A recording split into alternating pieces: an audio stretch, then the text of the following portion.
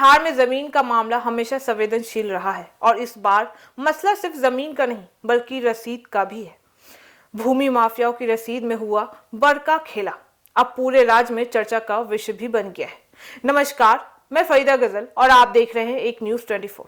देखिए, राजस्व एवं भूमि सुधार विभाग ने सभी जिलाधिकारी यानी डीएम से तत्काल रिपोर्ट की तलब की है। विभाग का संदेह है कि भूमि लगान रसीदों में बड़ा फर्जीवाड़ा हुआ है, यानी जिन जमीनों का राजस्व वसूला गया है वह या तो गलत नाम से है, गलत खाता से है या बिना वैध समावित के लिया गया है। अब इस पर विभाग बड़ी कार्रवाई की तैयारी में भी आ गया है। बिहार में जमीन से जुड़े विवाद हमेशा गंभीर रहे हैं, लेकिन भूमि लगान यानी जमीन पर लगने वाला कर और उसकी रसीद को लेकर अब नया खेल सामने आ गया है। भूमि लगान की रसीद वह दस्तावेज होता है जो मालिकाना हक, बैंक लोन, म्यूटेशन, रजिस्ट्री और कोर्ट केस तक इस्तेमाल होता है। अगर यही रसीद गलत नाम पर निकल जाए तो पूरी जमीन का समावित संगठित हो सकता है। विभाग को यह संदेह है कि कुछ जिलों में दलालों और कुछ कर्मियों के बीच मिली भगत से फर्जी रसीदें जारी हुई हैं, यानी बिना वैध कागज, बिना सही खाता और बिना सही मालिकाना हक वाले लोगों के नाम पर रसीद काट दी गई है। और अब जमीन पर विवाद उठ रहा है तो रसीद हक का आधार बनकर सामने आ गई है। यही कारण है कि अब राजस्व विभाग ने सभी जिलों से रिकॉर्ड और डिजिटल डेटा दोनों की रिपोर्ट मांग भी ली है। इस मामले का राष्ट्रीय महत्व इसलिए भी इतना महत्वपूर्ण है क्योंकि बिहार में जमीन का डिजिटल कारण चल रहा है और अगर रसीद स्तर पर हुई गड़बड़ी होगी तो पूरी डिजाइन गलत हो जाएगी। किसान, भूमि स्वामी और खरीदार सभी के लिए यह बड़ा जोखिम भी है।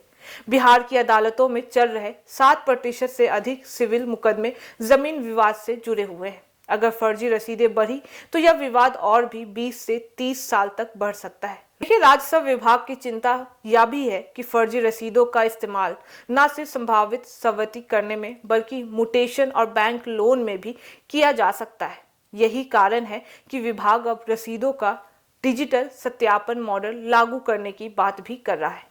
बता दें कि यह मॉडल आधार, खाता, खसरा और नामांकन डेटा से लिंक होगा।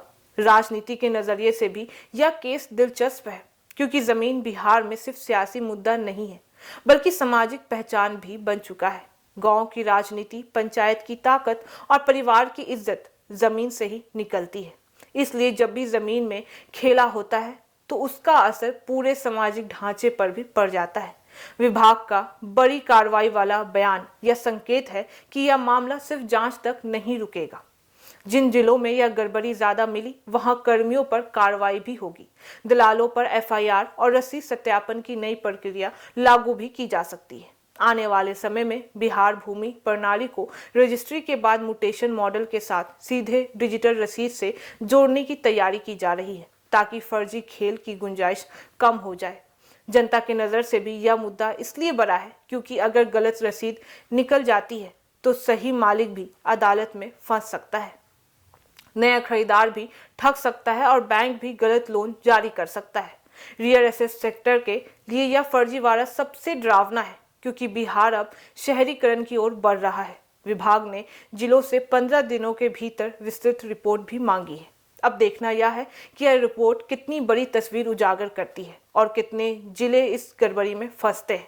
बिहार जमीन विवाद का राज्य रहा है। भूमि लगान रसीद का यह बड़का खेला उसी कहानी का एक नया अध्याय भी है। फर्क यह है कि अब सरकार फाइलों से नहीं, डेटा से खेल पकड़ रही है।